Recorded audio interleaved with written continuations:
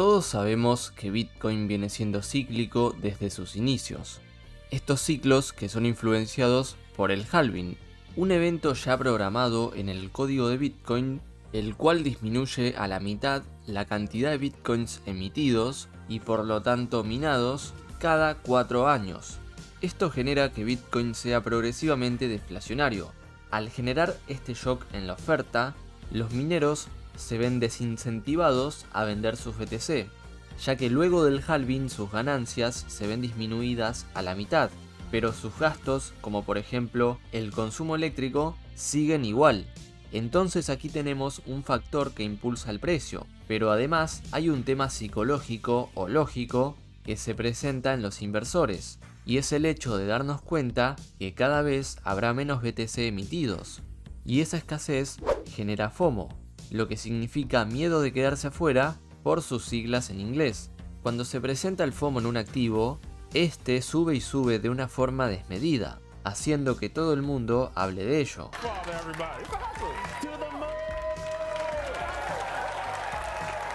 Pero nada sube hasta el infinito. En algún momento la demanda va disminuyendo y eso lo saben bien las ballenas, quienes dominan los mercados y venden cuando el FOMO está en niveles máximos, donde los pequeños inversores generalmente se meten, influenciados en muchos casos por noticias alcistas que alguien financia. Una vez que las ballenas se llenaron el estómago vendiendo en máximos, la demanda se agota y comienzan las caídas. Como subimos con FOMO demasiado fuerte, también caemos con FUD demasiado fuerte, ya que BTC ha llegado varias veces a niveles de burbuja, pero no se confundan. Que un activo llegue a niveles de burbuja no significa que no tenga valor o sea un fraude, simplemente significa que subió a unos valores demasiado altos en muy poco tiempo. Esto no solo le pasó a BTC. En la burbuja de las .com, acciones como Apple se desplomaron más de un 80% desde máximos, Amazon más de un 90% y Microsoft no solo se desplomó, sino que no hizo un nuevo máximo en más de 16 años.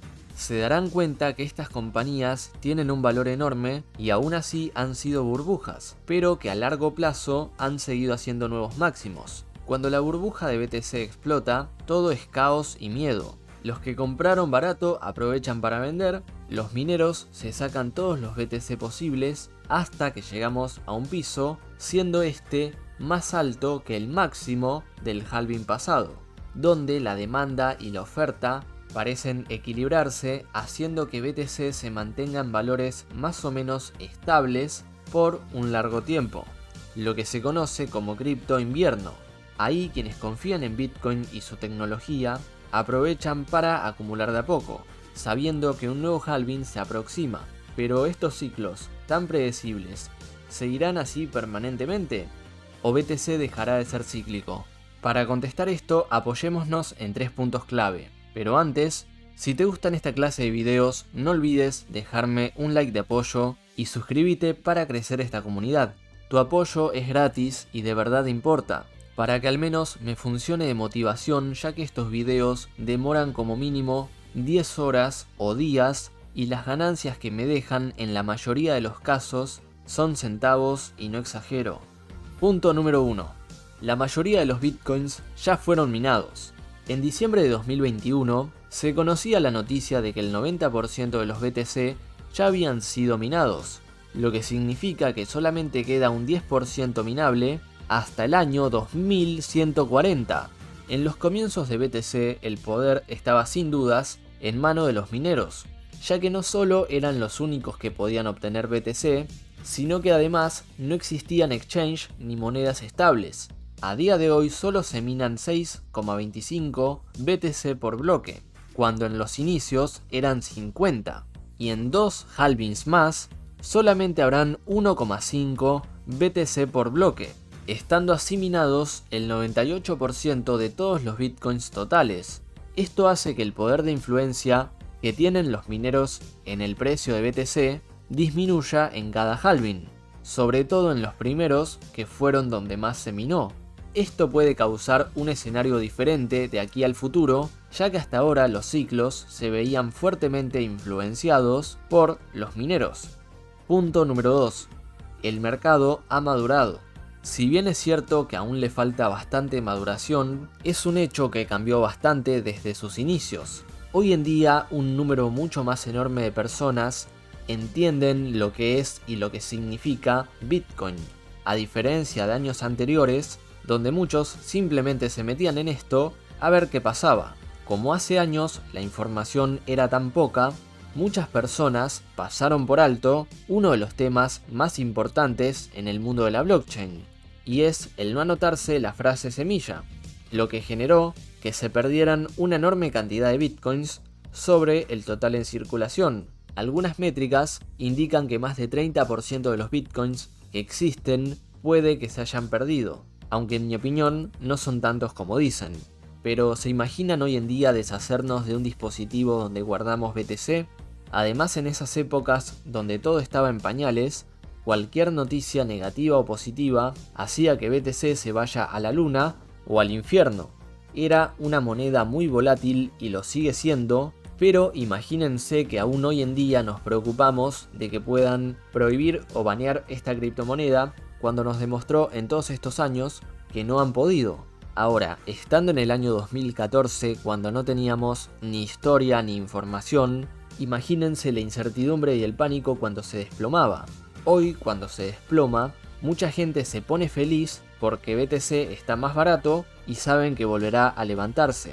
Esto significa mucho, ya que podemos intuir que en la actualidad y en el futuro no se le dará tanto margen para caer. Tal vez tengamos una cripto menos volátil y que además caiga menos. Punto número 3. Adopción institucional. Sumando este último punto, la cosa se pone muy positiva para BTC. No solo empresas han adoptado Bitcoin, sino que también países. Esto es algo muy positivo, ya que cada vez se fomenta más su uso. Y además, cuando estas compañías o países hacen compras, inyectan una cantidad enorme de efectivo que impulsa al alza su cotización.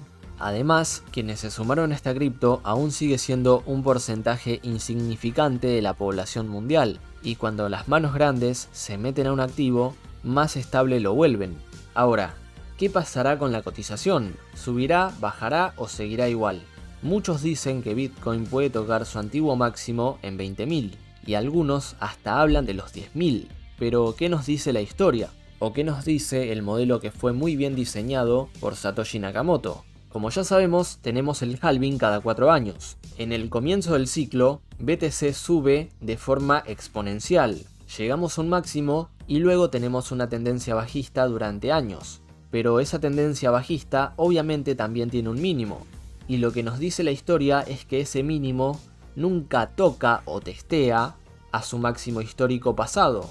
En el halving número 1, BTC marcó un máximo en los $1.100. Luego tuvimos un nuevo halving con un nuevo máximo y luego tuvimos una tendencia bajista con un nuevo mínimo. Este nuevo mínimo fue en los 3.000 y ahora el último máximo fue en los 20.000. Entonces, ¿puede que vuelva a testear esa zona? Como les comentaba al comienzo del video, el halving está hecho para que el nuevo mínimo aumente, ya que el incentivo de venta de los mineros disminuye, pero también comentábamos que están perdiendo influencia en la cotización de BTC, y opino que desde el próximo halving es que veremos una pérdida total de poder de los mineros, si bien en mi opinión aún en este halving tienen poder de influencia. Lo que sí estimo es que para el siguiente halving no moverán para nada a BTC, ya que las cantidades que minen van a ser ínfimas. Pero bueno, lo que se ve ahora es que en estas zonas de mínimos no tienen intenciones de vender sus bitcoins.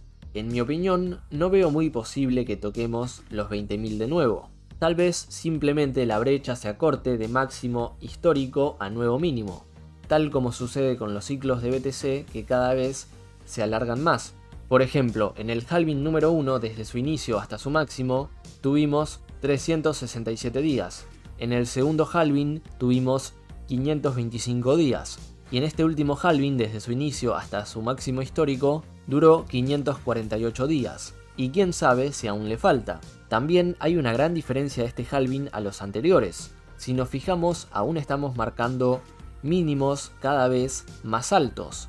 En cambio, en los anteriores, una vez hacíamos máximo, caíamos de forma constante haciendo mínimos cada vez más bajos. Así que teniendo en cuenta que hoy en día tenemos un mercado totalmente diferente a los años pasados, no habría motivo para que Bitcoin siga siendo cíclico de aquí al futuro. En mi opinión, cotizará de forma más libre. Si te interesa todo sobre Bitcoin, no te pierdas este documental donde hablo desde sus inicios hasta quién fue su posible creador, a quien investigué por mucho tiempo y seguramente les deje la boca abierta.